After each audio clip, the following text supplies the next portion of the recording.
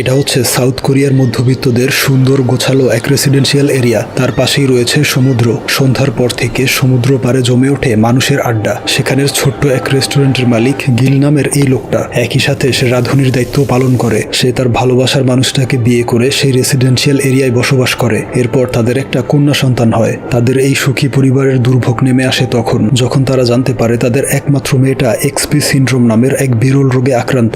যদি সূর্যের আলো সরাসরি স্কিনে লাগে তাহলে ত্বক ও চোখের ক্যান্সার, শ্রবণ ও স্মৃতিশক্তি হ্রাস এবং মস্তিষ্কের অন্যান্য সমস্যাও হতে পারে, যার কোনো সঠিক চিকিৎসা নেই। এই কারণেই ছোটবেলা থেকেই সে রাতের বেলা ঘুরতে বের হতো আর দিনে ঘরেই থাকতো। জানালার গ্লাস আটকে বাহিরে তাকিয়ে থাকতো। সেই এরিয়ায় আসতো একজন ফল বিক্রেতা। মাঝে মাঝে সে তার ছেলেকেও সাথে নিয়ে আসতো। এদিকে সল দূরবীন দিয়ে দেখতো সেই ছেলেটাকে। এভাবে বহু বছর কেটে যায় আর এখনো ছেলেটা মাঝে মধ্যেই আসে ফল বিক্রি করতে। সল প্রতিদিন ঘুম থেকে উঠে তার মাছগুলোকে খাবার দেয়। এরপর ফ্রেশ হয়ে জানালার কাছে অপেক্ষায় থাকে দূরবীন নিয়ে। ছেলেটার হাসিতে তার মন ভালো হয়ে যেত। তখন তার বান্ধবী কিয়ং এসে বলে, তুমি আবারও গোয়েন্দাদের মতো তাকে ফলো করছো, তার চেয়ে বরং সরাসরি তার সাথে কথা বলো। সল বলে, তুমি কি অন্ধ? সূর্যের আলোয় বাহিরে কিভাবে যাব? কিয়ং তাকে সান প্রোটেক্টেড ড্রেস দেখিয়ে বলে, ওইটা পরে যাও। সল বলে, এমন অদ্ভুত লোকে আমাকে দেখলে সে পালাবে। কিয়ং বলে, যদি সে এই এরিয়ায় আসা বন্ধ করে তাহলে কোথায় খুঁজে পাবে? নাম, ফোন নাম্বার কিছুই জানো না। এই শুনে সলের মাথায় একটা আইডিয়া আসে। কিয়ংকে পাঠায় তার নাম, ফোন নাম্বার জানার জন্য।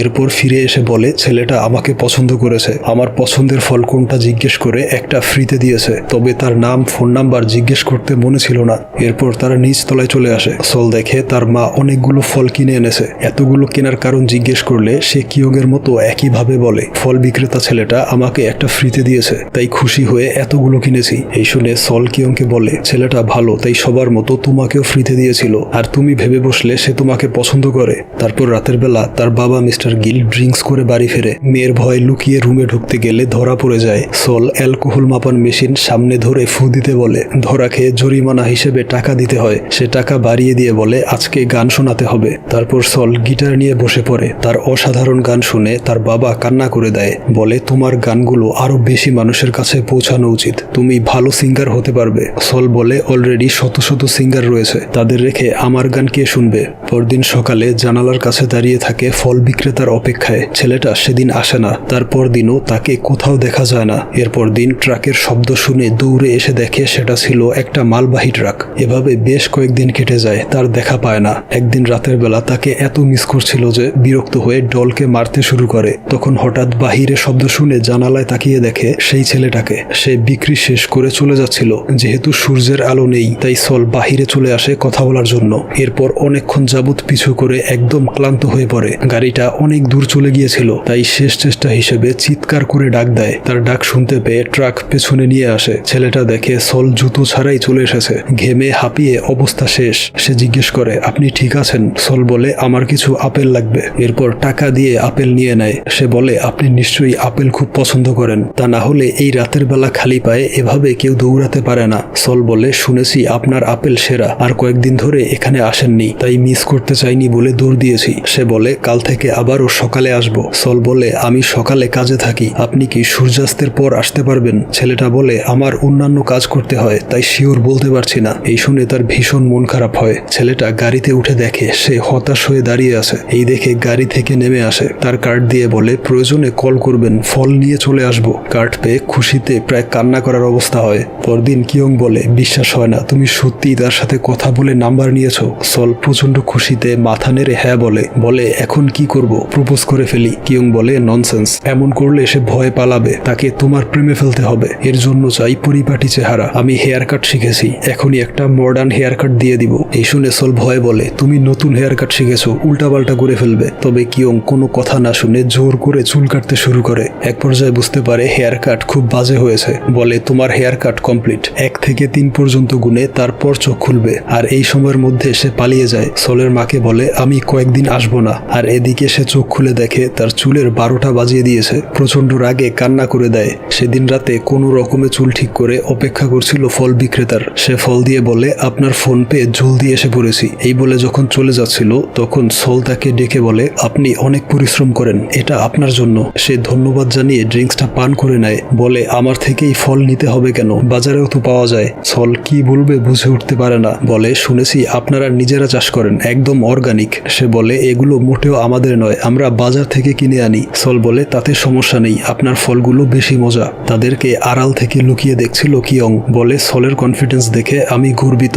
সল বলে মাঝে মধ্যে আপনার গাড়ি নিয়ে অন্য একজন আসে। সে বলে ওইটা আমার বাবা, ফল বিক্রি করা আমার পেশা নয়, আমি শুধু তার কাজে সাহায্য করি। সল বলে তাহলে আপনি কি করেন? সে বলে চেহারা দেখে গেস করুন। সল অনেক ভেবেচিন্তে বলে নিশ্চয়ই স্পোর্টসম্যান। সে বলে হয়নি, ভালোভাবে বলুন। এই বলে অদ্ভুত এক্সপ্রেশন দেয়। সল বলে দেখে মনে হচ্ছে চোর বা ছিনতাইকারী। এই শুনে সে রেগে যায়। তারপর বলে এবার আমি অনুমান করব আপনার পেশা। প্রথমে হাত দেখতে হবে, হাত দেখে অনেকটাই ধারণা করা যায়। সে হাত দেখে বোঝার চেষ্টা করছিল।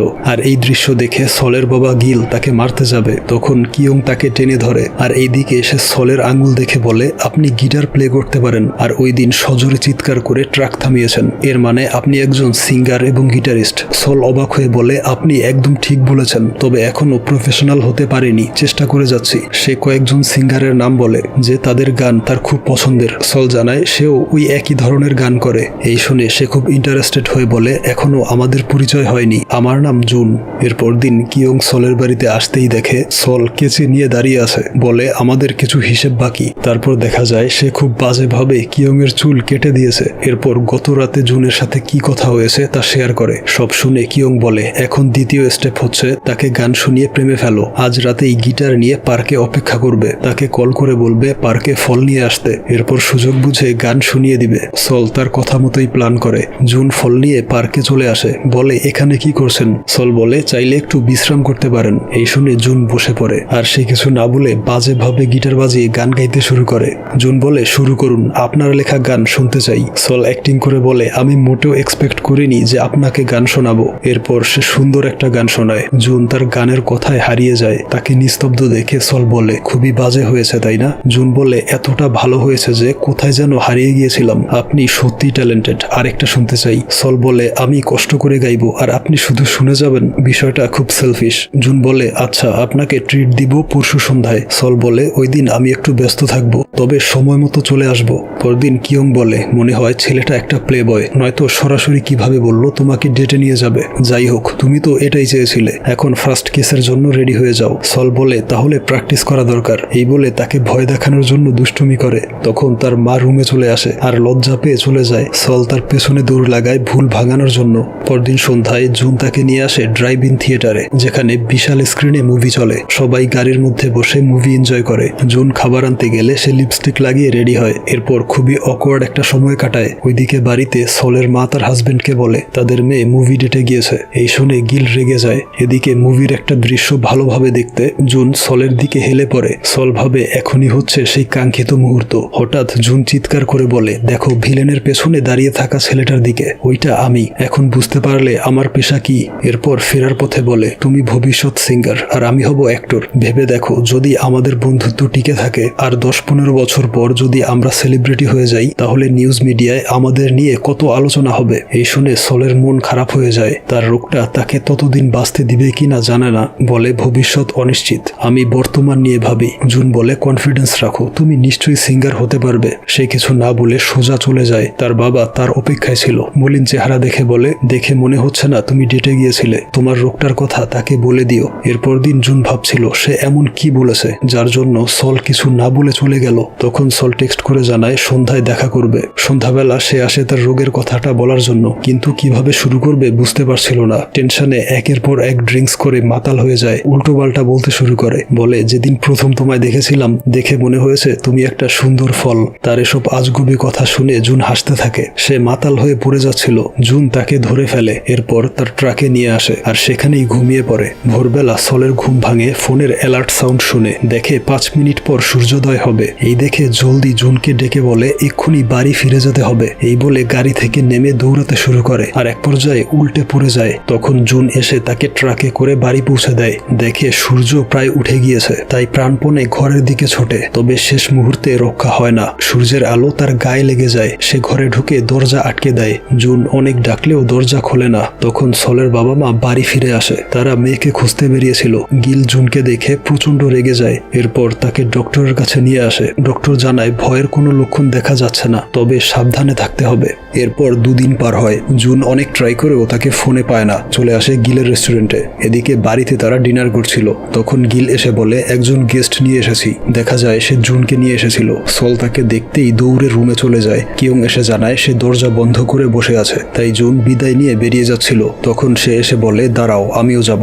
এরপর সে বলে নিশ্চয়ই বাবা তোমাকে বলেছে আমার অসুস্থতার কথা, এমন একটা মেয়ের প্রতি তোমার করুণা ছাড়া আর কিছুই আসবে না। এই বলে চলে যাচ্ছিল, কিন্তু জুন তার হাত ধরে ফেলে। আর এখান থেকেই শুরু হয় তাদের ভালোবাসার গল্প। প্রতিদিন সন্ধ্যার পর তারা ঘুরতে বের হতো। একদিন চলে আসে মিউজিক ইনস্ট্রুমেন্টের দোকানে। সেখানে সল আকাশি রঙের একটা গিটার পছন্দ করে, তবে সেটা এত দামি ছিল যে ভয়ে রেখে চলে যায়। তারপর জুন তাকে নিয়ে আসে সেই এরিয়াতে আয়োজিত লাইভ মিউজিক শুনতে। এরা নিয়মিত এখানে ওপেন মিউজিক প্লে করে আর লোকজন সামনে বসে এনজয় করে। জুন বলে তুমিও এদের সাথে জয়েন হতে পারো, দেখবে কিছুদিনের মধ্যেই তোমার নাম ডাক ছড়িয়ে পড়বে। সল বলে আমি এত ট্যালেন্টেড নই। জুন বলে প্রমাণ পেতে চাইলে ইউটিউব চ্যানেল খুলে নিজের গান আপলোড করো। সল বলে ইউটিউবে যদি অনেক ফ্যান ফলোয়ার তৈরি হয় তারা ঠিকই খুঁজে বের করবে আমার অসুস্থতার বিষয়টা, তা নিয়ে হাসি ঠাট্টা আর ট্রল করবে, ফলে আমার কনফিডেন্স আরো কমে যাবে। তবে শেষমেশ জুন তাকে কনভিন্স করে পরিচয় চেহারা লুকিয়ে ভিডিও আপলোড করতে। তার কথা মতো পরদিন সে সানফ্লাওয়ার নামে একটা ইউটিউব চ্যানেল খোলে। এরপর চেহারা লুকিয়ে গান রেকর্ড করে ফেলে। এভাবে বেশ কয়েকটা গান আপলোড করে রাখে। একদিন জুন তাকে দেখায় তার একটা ভিডিওতে কয়েক হাজার ভিউজ আর 80টা কমেন্ট এসেছে। সবাই তার গানের প্রশংসা করছিল, কারণ গানগুলো ছিল তার নিজের লেখা, নিজের সুর করা। এত ভিউজ আর পজিটিভ কমেন্ট দেখে তাদের খুশির সীমা ছিল না। এরপর থেকে নিয়মিত ভিডিও আপলোড করে যায়। ধীরে ধীরে তার গানগুলো জনপ্রিয় হতে থাকে। তার বাবা লুকিয়ে কমেন্ট করে এই অসাধারণ ট্যালেন্ট নিশ্চয়ই তোমার বাবার কাছ থেকে পেয়েছো। সেই কমেন্টের রিপ্লাই দেয় তার স্ত্রী, লিখেছিল এমন ট্যালেন্ট তার মায়ের কাছ থেকে পেয়েছে। দেখতে দেখতে তার 1 লাখ সাবস্ক্রাইবার হয়ে যায়। জুন কেক কেটে সেলিব্রেট করে। সল বলে এর সম্পূর্ণ ক্রেডিট তোমার, তুমি না থাকলে এটা কখনোই সম্ভব হতো না। তারপর জুন তাকে একটা গিটার উপহার দেয়। খুলে দেখে এটা হচ্ছে সেই দামি গিটারটা। সে বলে এত টাকা কোথায় পেলে? জুন বলে ভুলে যেও না আমি একজন অ্যাক্টর এবং এই এলাকার টপ ফ্রুট সেলার। এরপর সে তার লেখা নতুন একটা গান শোনায়। গান শেষে দেখে জুন তার জন্য ফায়ারওয়ার্কসের আয়োজন করেছে। সে অবাক হয়ে সেই দৃশ্যটা উপভোগ করে। পরদিন ঘুম থেকে উঠে কমেন্ট চেক করে। হঠাৎ একটা কমেন্ট তার চোখে পড়ে। লেখা ছিল আমি জানি কে এই সানফ্লাওয়ার। এই দেখে সল ভয় পেয়ে যায়। তার গ্রুপে গিয়ে দেখে কেউ একজন স্ক্রিনশট নিয়ে তার পেছনের মন্দিরটা মার্ক করে বলেছে এই জায়গাটা আমার এলাকার। আর ভিডিওতে দেখা গিয়েছিল নীল রঙের জানালাগুলো সবসময় বন্ধ থাকে, অর্থাৎ এটা হচ্ছে নীল জানালার সাদা রঙের 2 তলা বাড়িটা। আর এই বাড়ির মেয়েটা হাস্যকর রোগে আক্রান্ত। সে দিনের বেলা বাহিরে যেতে পারে না। অবস্থা অনেকটা ভ্যাম্পায়ারের মতো, যারা শুধু রাতে বের হয়। এইসব কমেন্ট পড়ে সে একদম হতবাক হয়ে যায়। তার বাবা মাও এসব দেখতে পায়। তারা বুঝতে পারে মেয়ের মনের অবস্থা। এরপর সে চুপচাপ বেরিয়ে পড়ে। জুন তার কাছে ক্ষমা চায়, বলে যদি চ্যানেল খুলতে না বলতাম তাহলে এসব হতো না। সল ডিসাইড করে আর ভিডিও আপলোড করবে না। এভাবে কয়েকদিন কেটে যায়। একদিন কেউ একজন তাকে মেইল করে। দেখে একটা মেয়ে বলছে সেও এক্সপি সিনড্রোমে আক্রান্ত। ভেবেছিল এই রোগ নিয়ে কখনোই কিছু করতে পারবে না। তবে সলের গান শুনে আর সফলতা দেখে সে অনেক বেশি কনফিডেন্ট। এই ভিডিও দেখে সে উঠে পড়ে, চলে যায় ইউটিউব লাইভে। সেখানে তার জীবনের সব ঘটনা শেয়ার করে। এতে অডিয়েন্সের কাছে সে আরো বেশি জনপ্রিয় হয়ে ওঠে এবং সবাইকে আমন্ত্রণ জানায় আজ সন্ধ্যায় তার এলাকার ওপেন প্লে মিউজিক শোতে গান গাইতে যাবে। সন্ধ্যাবেলা সেখানে চলে আসে। সল প্রথমে ভয় ছিল যে এখানে গান গাওয়ার সুযোগ পাবে কিনা, কিন্তু দেখা যায় এখানে যারা শো করে তারা সলকে দেখে খুব এক্সাইটেড হয়ে পড়ে আর জানায় তারা সলের ডাইহার্ড ফ্যান। এরপর গান শুরু করে। কিছুক্ষণের মধ্যেই তার বেশ কয়েকজন সাবস্ক্রাইবার চলে আসে গান শুনতে। তাদের সাপোর্ট পেয়ে সে আরো বেশি অনুপ্রাণিত হয়। তারপর একদিন তার লেখা নতুন একটা গান রিহার্সেল করবে। গিটার প্লে করার সময় তার আঙুল ঠিকভাবে কাজ করে না। কিয়ংকে কিছু বুঝতে না দিয়ে ওয়াশরুমে চলে আসে। অনেক চেষ্টা করেও আঙুল বাঁকা করতে পারছিল না। চলে আসে ডক্টরের কাছে। ডক্টর জানায় তার ওই রোগের কারণে মস্তিষ্ক ক্ষতিগ্রস্ত হচ্ছে। ধীরে ধীরে তার ব্রেইন কাজ করা বন্ধ করে দিবে। ব্রেইনের কার্যক্ষমতা কমতে থাকলে প্রথমে প্যারালাইজড হয়ে যাবে আর সবশেষে মৃত্যুবরণ করবে। এই শুনে বাড়ি ফিরে প্রচুর কান্না করে। কারোর সাথে কথা বলে না। ওইদিকে জুন কল করলে দেখে তার ফোন বন্ধ। তাই সলের মায়ের নাম্বারে কল করে তার অসুস্থতার কথা জানতে পারে। তা শুনতেই গাড়ি ঘুরিয়ে রওনা হয় সলের বাড়ির দিকে। সল জানালা দিয়ে দেখে বিকেলের নরম রোদে বাচ্চারা বাহিরে খেলছে। এই দেখে কান্না করে দেয়। এত ছোটখাটো বিষয়গুলো সে কখনোই উপভোগ করতে পারেনি। এসব ভেবে নিজের ক্ষতি করার জন্য জানালার গ্লাস তুলে দেয়। যখন সূর্যের আলো তাকে স্পর্শ করবে তখন জুন এসে তাকে কাপড়ে মুড়িয়ে নেয়। তারপর সল জানায় সে আর বেশি দিন বাঁচবে না। এই শুনে জুন কান্নায় ভেঙে পড়ে। সল বলে চোখ মুছে নাও, তুমি তো আমার থেকেও বেশি ভেঙে পড়েছ। খাবার টেবিলে গিল লক্ষ্য করে সবার মন খারাপ, তাই তাদেরকে খাবার তুলে দেয়। মন ভালো করার জন্য বিভিন্ন কথা বলে যায়। জুনকে জিজ্ঞেস করে তোমার অ্যাক্টিং ক্যারিয়ারের কি খবর। সে জানায় আজ রাতে তার অভিনীত একটা টিভি সিরিজ রিলিজ হবে। এরপর সবাই মিলে বসে পড়ে জুনের সিরিজ দেখতে। অনেকক্ষণ কেটে গেলেও তার সিন আসছিল না। আসলে সে ছিল একজন সাইড ক্যারেক্টার, তাকে ছোট্ট একটা রোলে মাত্র 2-1 মিনিট স্ক্রিন টাইম দেওয়া হয়েছে। তার সিন আসতেই সে বলে তার মোবাইল ফোনটা সলের রুমে ফেলে এসেছে। এই বলে সে মূলত চলে আসে পালানোর জন্য, কারণ তার বাজে অ্যাক্টিং সে নিজের চোখে দেখতে পারবে না। সিরিজে সে ছিল এক রাজবাড়ির কৃতদাস। চুরির অপরাধে তাকে ধরে আনা হয়, বলা হয় চুরির মাল এক্ষুনি ফেরত দাও, কিন্তু সে বলে অনেক পরিশ্রম করে চুরি করেছি, কিছুতেই ফেরত দেব না। এই শুনে তাকে বস্তাবন্দি করে বেধড়ক পেটানো হয়। এই ফানি দৃশ্য দেখে গিল এবং তার স্ত্রী হাসতে হাসতে কান্না করে দেয়। গিল বলে এত বাজে অ্যাক্টিং জীবনেও দেখিনি, তোমার চেয়ে আমি ভালো অভিনয় করতে পারবো। জুন বলে আমি হচ্ছি অ্যাকশন হিরো। তবে ডিরেক্টর বলে আমাকে নাকি এই ধরনের জোকারের চরিত্রে বেশি মানায়। এই শুনে সল হেসে ওঠে। এরপর তারা হাঁটতে বের হয়। জুন বলে বাজে অ্যাক্টিং এর কারণে তাকে নিয়ে অনেক ট্রল আর মিম বানানো হয়, এরপরেও সে হতাশ না হয়ে কাজ করে যাচ্ছে। এই শুনে সল বলে ছোটবেলায় বাবা নিজে থেকেই গিটার এনে দিয়েছিল, তারপর থেকে মিউজিক নিয়েই বাকি জীবনটা কাটিয়ে দেই। বাবার স্বপ্ন ছিল আমি সিঙ্গার হব, তাই সিদ্ধান্ত নিয়েছি তোমার মতো হাল ছেড়ে না দিয়ে গান করে যাব। এরপর তার এরিয়ার সেই ব্যান্ডের সাথে মিটিং করে, তাদের সাহায্যে একটা সম্পূর্ণ গান বানিয়ে রিলিজ করবে। এরপর তারা প্র্যাকটিস শুরু করে। তখন জুন জানতে পারে গান রেকর্ড করতে হলে ভালো একটা স্টুডিও প্রয়োজন, আর সেখানে অনেক টাকা খরচ হবে যা তাদের কাছে নেই। এই শুনে তার মিডিয়ার পরিচিত এক স্টুডিওতে নিয়ে আসে, আর সেখানেই তার গান রেকর্ড করা হয়। মেয়ের স্বপ্নটা পূরণ হতে দেখে তার বাবা মা জুনকে ধন্যবাদ জানায়। তার বেশ কিছুদিন পর দেখা যায় সলের অবস্থা ধীরে ধীরে খারাপের দিকে যাচ্ছে। তার বাবা মা বলে সব সময় সোয়েটার পরে থাকবে। তখন সে 2টো টিকিট দিয়ে বলে এই শীতে তোমরা ঘুরতে যাবে, আমার উপার্জন থেকে এই ছোট্ট উপহার তোমাদের জন্য।